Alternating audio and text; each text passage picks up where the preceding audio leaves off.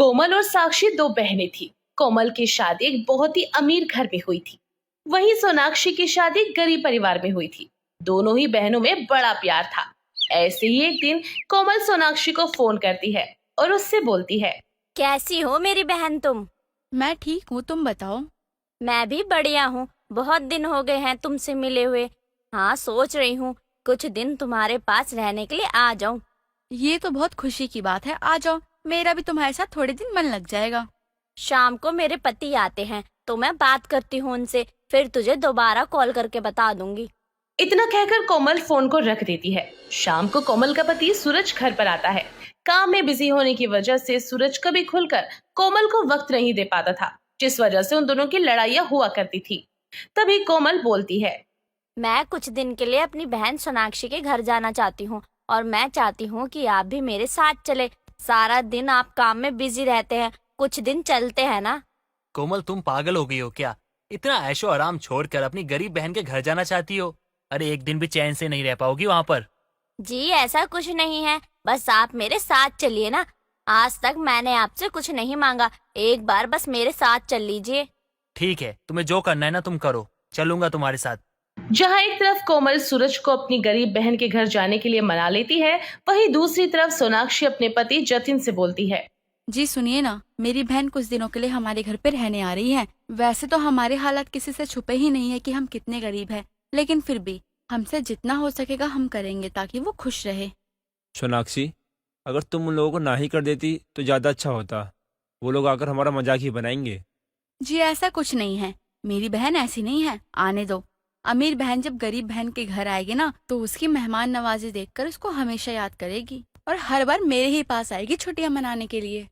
ऐसे अगले दिन कोमल सोनाक्षी को फोन करके उसे अपने और सूरज के आने की खबर दे देती है। सोनाक्षी भी अपने छोटे से गरीब घर में तैयारियां करने में लग जाती है।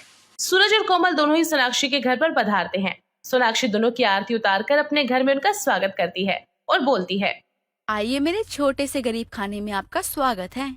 सोनाक्षी का टूटा फूटा सा घर देखकर सूरज का थोड़ा मुंह बन जाता है, लेकिन वो कुछ नहीं बोलता।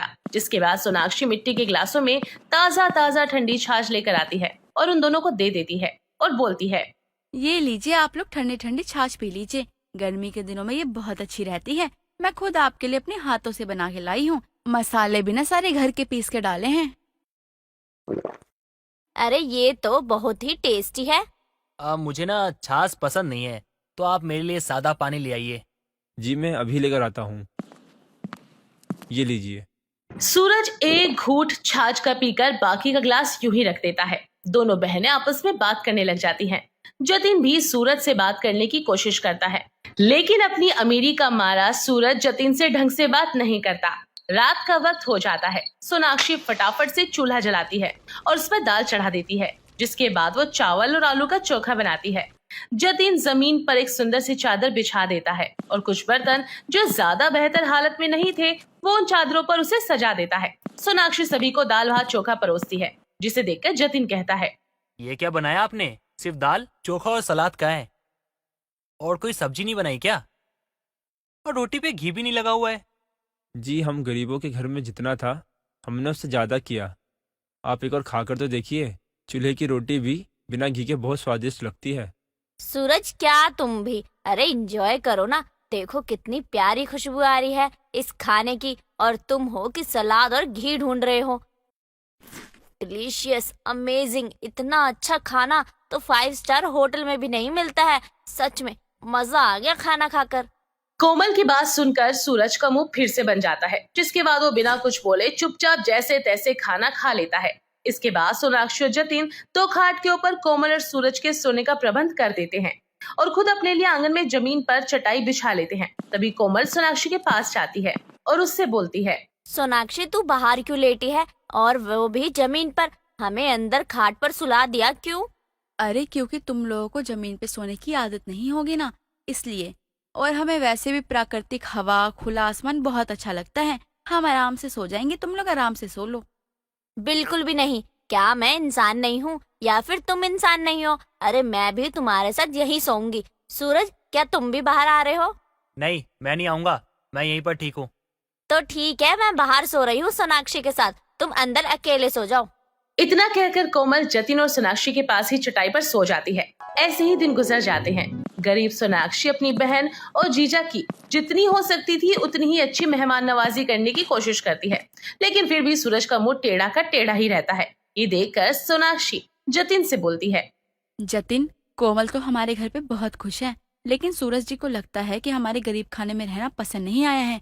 हमारी मेहमान नवाजी में वो शाही बातें नहीं रही हैं, इसलिए वो हमसे खुलकर बोलते ही नहीं हैं और ना ही खुलकर खाते हैं और ना ही सो पाते हैं। मुझे लगता है कि हमें कोमल को यहाँ से जाने के लिए बोल देना चाहिए, ताकि सूरज जी अपने घर जाके चैन से खा पी और सो पाए। इतना कहकर दोनों पति पत्नी कोमल के पास जाते हैं और बोलते हैं, कोमल, मुझे लगता है ना कि तुम्हें अपने घर लौट जाना चाहिए। इस गरीब खाने में तुम आखिर अमीर कितने दिन रहोगे? तू ऐसा क्यों कह रही है? जतिन जी, क्या हुआ? कोमल के पूछने पर जतिन उसे सारी बात समझाता है। तभी कोमल बोलती है, तुम सूरज जी की चिंता क्यों कर रही हो? उनके पास तो मेरे लिए भी कभी वक्त नहीं होता। कम से कम मैं यहाँ आई हूँ तो परिवार की खुशी तो मिल रही है मुझे, और तुम कह रही हो कि चली जाओ। हाँ, अगर तुमको कुछ दिक्कत है तो फिर मैं चली ही जाती हूँ। नहीं, तुम जब तक चाहो जब तक रह सकती हो यहाँ पर। इतना कहकर सोनाक्षी और जतिन चले जाते हैं। दिन गुजर जाते हैं। जतिन सोनाक्षी की हर काम में मदद भी करवाया करता था और घर चलाने में भी उसकी हेल्प करता, साथ ही बाहर भी कमाने जाता। कम होने के बावजूद भी दोनों पति पत्नी बेहद खुश थे। ये देखकर सूरज बहुत हैरान था। ऐसे ही एक दिन सूरज जतिन के पास जाता है और उससे बोलता है, जतिन, मैं तुमसे ना बहुत ज्यादा कमाता हूँ। मेरे घर में सुख सुविधा की कोई कमी नहीं है, लेकिन मैं अपनी पत्नी को समय ही नहीं दे पाता। लेकिन जब से मैं यहाँ आया हूँ, मैं देख रहा हूँ तुम दोनों पति पत्नी हर एक चीज एक साथ करते हो और एक दूसरे से ना कोई शिकायत है और ना ही कोई दिक्कत। क्योंकि मैं बहुत अच्छे से जानता हूँ कि मेरी पत्नी सारा दिन कितना काम करती है। पानी भर कर लेकर आती है, जंगल से लकड़ियाँ लेकर आती है, सारा दिन चूल्हे पर अपने हाथ जलाकर मेरे लिए खाना बनाती है। लेकिन तुम्हारे घरों में सारा काम नौकर करते होंगे। तुम सारे दिन ऑफिस में बिताते हो, जो थोड़ा बहुत टाइम बचता भी होगा उसे तुम लोग मोबाइल चलाने में बिता देते हो। तुम्हें पता है, गरीबों का सबसे अच्छा फ़ायदा यही है कि पति पत्नी बेशक से कम खाते हैं, लेकिन उनके रिश्ते में प्यार और वक्त की कोई कमी नहीं होती। हर सुख दुख के साथ ही होते हैं। मेरे दोस्त, एक बार हमारी तरह जीकर देखो, फिर 2 दिन में तुम अपनी 2 साल की जिंदगी जी लोगे। जतिन की बातें सुनकर सूरज कोई जवाब नहीं देता और वहाँ से चला जाता है। रात को जैसे ही सोनाक्षी और जतिन बाहर सोने के लिए जाते हैं, तभी सूरज उन्हें रोकते हुए बोलता है, अरे कहाँ जा रहे हो आप लोग हमें छोड़कर? कहीं नहीं, बाहर सोने के लिए जा रही हूँ। क्या हुआ बताइए? कोई कहीं नहीं जाएगा। हम चारों ना घर के अंदर ही सोएंगे, और अगर आप लोग बाहर सोना चाहते हो तो हम चारों बाहर सोएंगे। हम अमीर है तो क्या हुआ, आप हमारे साथ भेदभाव करोगे? कोमल, अपना तकिया चादर उठाओ, हम भी सोनाक्षी और जतिन के साथ बाहर सोएंगे, तारों की छाव में।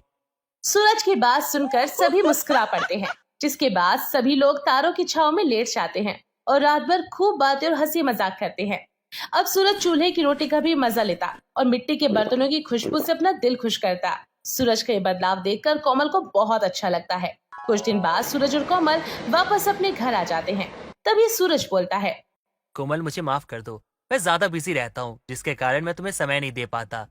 जब मैं सोनाक्षी और जतिन के घर गया तो उनके घर में गरीबी के साथ उनका प्यार देखा ना मैंने, तो मुझे एहसास हुआ कि एक पति से पैसा कमाने के लिए नहीं होता है, वो अपनी पत्नी का साथ और समय दोनों देने के लिए होता है। पैसा तो कोई भी कमा सकता है, घर कोई भी बना सकता है, लेकिन जो अपनी पत्नी को रानी बनाकर घर के अंदर रखता है ना, वही मर्द मर्द होता है। और आज से मैं तुमसे वादा करता हूँ, आज के बाद मैं तुम्हें ना अपनी जिंदगी का सारा समय दूंगा। हाँ, कुछ काम के लिए भी निकालूंगा, लेकिन ज्यादा समय तुम्हें ही दिया करूंगा। सूरज की बात सुनकर कोमल बहुत खुश हो जाती है और उसे गले लगा लेती है। इस तरह अब अमीर गरीब के घर मेहमान बनकर जाते तो गरीब अमीर के घर मेहमान बनकर आते और आपस में प्रेम बढ़ाते।